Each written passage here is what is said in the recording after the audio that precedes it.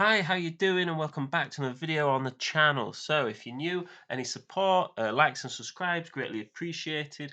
And let's get into it. So, we're just going to have a bit of a wildcard video for game week 7.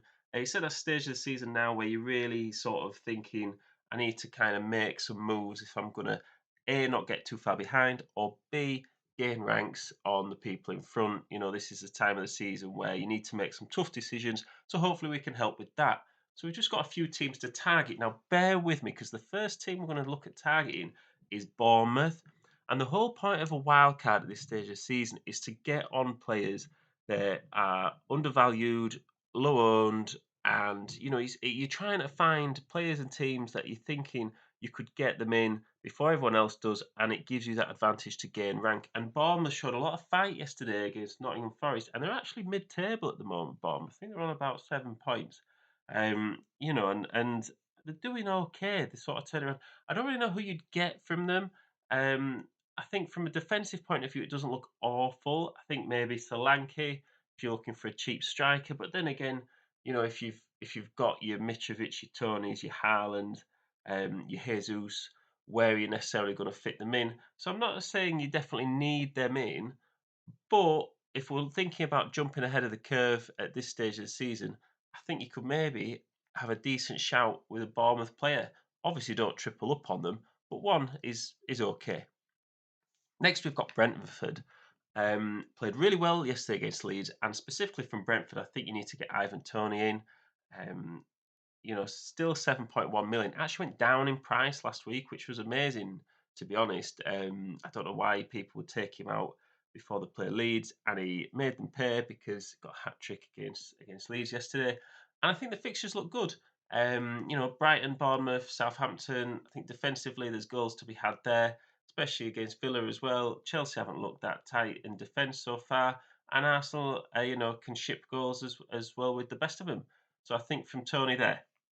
Next up, we've got Chelsea. Now, I know the form hasn't been great. They scraped through against West Ham yesterday and were quite fortunate to get the win.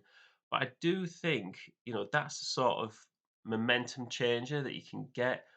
They're going to start settling in the new transfers, Fofana, Aubameyang, players like that. And once they get a bit more of a settled squad, I really do think that they can start firing on all fronts. I think they've got reasonably cheap defenders. I think they've got good attackers as well. And combined with those fixtures, I just think it's makes sense to get Chelsea in if you're looking at getting players in whose form are about to turn around. Now, West Ham have had some really bad luck the last few game weeks, and I think it's sort of going to galvanise them moving forward. I think they're going to get the bit between the teeth, and they're going to really start going for it and working hard together. And they might have it's the world against us mentality. And I think the next fixtures are pretty good. If you look at those next five, even Newcastle at home, I think they could get something out of that. They're more than capable. And then the four after that, I think you could target either defence or attack if you want to have Antonio. We know in previous seasons Antonio's been good for goals. Whether he can recapture that fully is yet to be seen, but he did manage to get a goal yesterday and could maybe have had more. Now, the next team to target is Leicester. Now, I know they're a bit all over the place, just as a bit of an understatement, but if you think about teams that are maybe going to start turning it around, I think the fixtures, not the form, but the fixtures look as good as any. Take out that Spurs fixture and you look at the rest and you think, well, if they're ever going to turn it around, it's going to have to be in these next games, or they're just going to end up getting relegated. It's sort of the next few weeks or relegation for Leicester City. Really, the fixtures aren't going to be as any more straightforward as they are in the next few weeks. So if you do think they can turn it around there, they've got some really good cheap defenders. You've obviously got attackers, like Barnes and Vardy and Madison. Even Iheanacho possibly if he gets the start over Vardy like he did yesterday, who have shown in previous years that they can score consistently. So I think really, Leicester quite underrated at the moment if they begin to settle down. So we're moving on to teams to avoid. And up front, we've got Wolves. Okay, I don't need to look any further than the fixtures. They're not scoring goals. They've got reasonably a good defensive record. But, Liverpool, Man City, West Ham, Chelsea in the next four. I don't know why you'd get them in. I think if you had a player in from Wolves, you're probably going to bench them anyway against the next few fixtures. So I don't see why there'd be a motivation to get any other players in from them. Now, we've got Arsenal here. They're currently losing to Man United as we're recording this video, and I also think the fixtures are not looking great. Everton and Brentford, they possibly could get a couple of wins there, but it'd be interesting to see, um, how they do if they can keep it together after this Man United result. I think the players are so highly owned as well. If you're looking for a differential, if Arsenal do start sort of to have a bit of dodgy form, you can really get ahead of the points total by having other players in up front instead of Jesus, say, or someone in midfield instead of Martinelli, or maybe a defender or a goalkeeper instead of Ramsdale. I think there's that's where you can get the ranks. Is you look at the highly owned players of teams that are maybe going to start faltering a bit, and how do you get above them? And so I think Arsenal is maybe not necessarily a to have those players in, but I think if you wanted to, get different players in that could do better in the next few weeks, I'd avoid them. Now, next up, we've got Man City. I don't think the fixtures look great, and I also think Champions League starts coming in, and obviously Man City are always going to be Man City, and they're going to do well. But really, it's mixed in with the rotation and whether you want to take the chance. I think if you've got De Bruyne or Haaland, you definitely keep them, especially Haaland. But apart from that, I think defensively they're looking a bit shaky, and I think Cancelo's maybe coming to the end of his tenure in a lot of people's teams. You want to avoid that price drop. I wouldn't get him in. I'd start looking elsewhere, to be honest. A lot of big teams in these teams to avoid, and I think it's just because they all start playing each other, it's hard to call. Got Spurs up next. I think they've been very unlucky so far. I personally have Son in my team. I was watching the highlights from yesterday, and he hit the bar. He had assists for goals disallowed. He passed to Richarlison, who then hit the post. I just think that it's not quite clicking for Spurs. The scraping results. I think if you were going to get someone in, I think Richarlison's a decent shout. But then again, he's taking one of your striker spots. So would you even want him in? And I also think defensively, looking at some of those fixtures, that's not good. Even against Brighton, they've just scored 5 against Leicester, and Leicester even scored 2 in that game as well. So defensively, Spurs aren't looking great either. And then finally, we've got Everton, probably a mainstay in all of these teams. I don't see why you would target Everton. Even someone like Gordon at his price isn't necessarily going to get attacking returns consistently. Really poor form to start the season. You might think, oh, they've started turning it around, but they've only really managed to get a couple of draws recently. If you wanted to target someone like Pickford, maybe, but then there's so much other better goalkeepers in his place. I don't see why you would. So on to the team, all right? And what we're going to have is we're just going to start in goal. And bearing in mind, this team, just a bit of a disclaimer, is full of players who could be at turning points. They're either from unlucky teams or the new transfers and players that are maybe just getting settled down. So not necessarily players that are in good form now, but that's not what this wildcard video is about. This is about predicting the future and how can you gain rank in your teams. So we're going to start with Henderson. I think he's been in a video every week.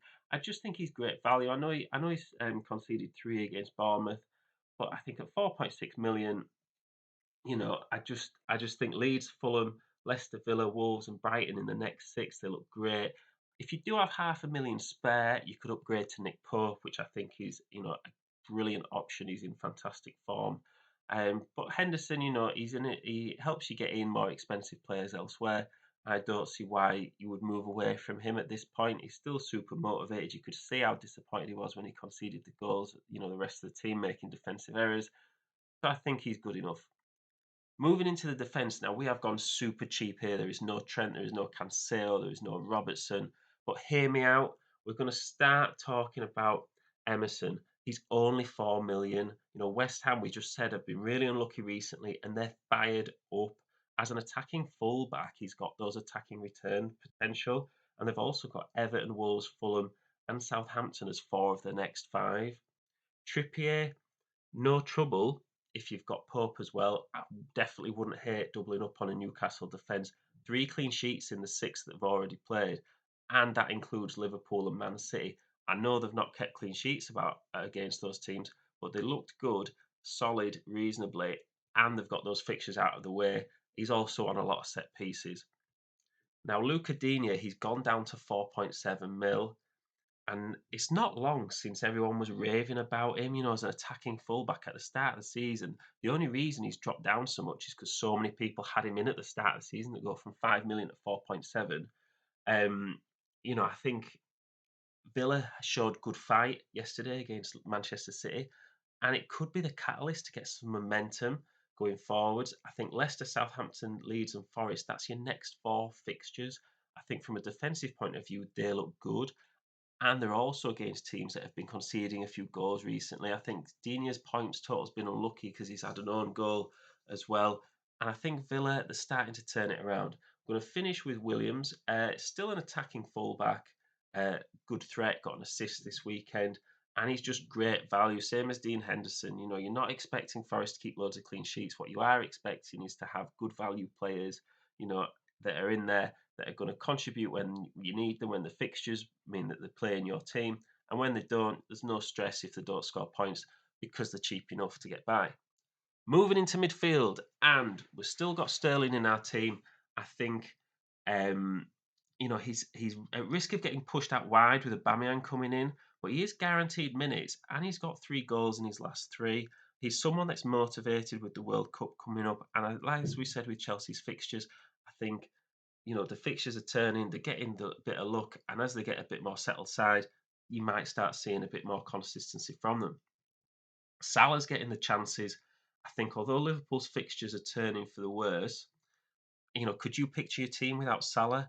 I don't really see, that's a huge risk. And whilst he's not scoring, he has got a couple of assists recently, and he is getting the chances. It's just not falling his way. And I think in another season, an alternative universe, Salah could have had, 5 goals easily this season so far from what I've seen. And I just think at some point he's going to turn it around, and it's not worth getting him out of your team just yet. And then we're going to finish round off the midfield with Rashford. Man United are turning it around, won the last three, I think. He's got attacking returns against Arsenal, 2 goals and assist. He's getting the minutes, and he's a huge differential, really. He's only 8% owned. I think a lot of those people will be people that will have owned him from the start of the year that have maybe stopped playing FPL already. So you've got to factor that in. But I think Palace, Leeds, and Everton, 3 of the next 4, and he's an attacker rated as a midfielder in fantasy league. So he's someone like Salah, like Sterling. All 3 of those midfielders, whilst they're categorised as midfielders in FPL, they're pretty much forwards. So I think that adds that extra value. Not only do they get those clean sheet points potentially, they get those extra points for goals as well. Finally, well, not finally, because we've still got the bench, but rounding out the starting 11, we've got Man City. Now, I just think Haaland, this is more for fear of missing out on points, if anything. I think sometimes you just have to accept it and go with it and just get Haaland in your team. Just the downside of not having him in is greater than the upside of having him in, if that makes sense. It's for fear of missing out on those points, and the rank you'll lose if you don't have him in is just too great to not get him. Next, we've got Aubameyang. So I know I've gone big on Chelsea at the moment. I do think, he comes with, questionable motivation, but Chelsea need goals and a focal point up front. So he is going to play. He did work with Thomas Tuchel in Dortmund, and they had really good success. I know that's years and years ago, but they do know each other and they know how it works. So I don't think Aubameyang will have trouble fitting into this system. Against West Ham, Chelsea didn't offer anything till Brozier and Havertz came on, and provide and just took up that space in the penalty box centrally. And I think if you combine them with Chelsea's fixtures, it, to me, if you're looking for a player that could hit the ground running, I know he's a bit injured right now, as a huge differential, he could be it. And then lastly up front, we've got Ivan Toney. He was in last week's team in the video. We said to get him in. He got a hat trick. And I just think he can do the same. He's got Southampton and Bournemouth in the next three. They're teams that aren't keeping clean sheets. Ivan Toney is looking on it. I actually think he was unlucky not to score goals before this game week, as many as he should have done. But the attitude is just there, and you can see that he's on it. Rounding out the bench at the moment, we've still got Ward in there. The only reason he's in there is because um, he's one of the cheapest. He's probably the cheapest playing goalkeeper. I think if you've got Henderson or Nick Pope in goal, I think you just ride their fixtures and you don't really put Ward in unless he's playing a Bournemouth or a Nottingham Forest or something like that, or Leicester start turning it around. Next, we've got Fofana. He's still 4.4 mil and he's guaranteed to start. We have said, Fulham, Palace, Wolves, Villa in Chelsea's next five. Although Chelsea are either yet to keep a clean sheet this season, but how long is that going to go on for, really? And at that price at 4.4 million, where's the risk if he doesn't get the points? There's very little risk there. You've got no money tied up. And same for someone like Andreas. He's still great value, and there's no need to not have him. I think Fulham are playing well, they're scoring in a lot of the games, and he's a big part of their set plays and focal attacking point. It's the same story, all season so far, and I think that story will continue going forward. And then finally, we've got McAllister. Lots of pens for Brighton right now, and he was unlucky to have a goal disallowed. He's also zero point 0.5 cheaper than Pascal Gross, and he's gotten three double-digit returns in his first six games, and he's also getting bonus points when Brighton win. He's got at least three bonus points twice already this season. So just to finish off, we're just going to have some wildcard tips. And if you're thinking, you're getting a bit down about fantasy league, just remember it's only a game. Um, I also think if you've got nothing to lose, why not go for it with a team like this? If you're thinking, oh, I'm not really feeling it, I'm thinking of giving up sometime soon, don't give up. It's so early in the season, first and foremost. But really, why not go for it with a team, that's low owned, that's got good fixtures coming up, that could turn it around. And then finally, you want to bear in mind rotation for fixtures. So this means, you've got rotation in the sense of rotated with Champions League, but also I think you want to have a bit of a bench for anyone in your team that has, you know, a, a mixed fixture list coming forward. So I think if that's part of fantasy league decision making is judging which fixtures are going to work well for your players and subbing other ones in and out, and also a bench order as well is very important if a player doesn't play. So yeah, hopefully that's helped you out. Let me know what you think in the comments, or any support is greatly appreciated. Is there anyone that I've missed out? And yeah, thank you very much for listening. I will see you in the next one.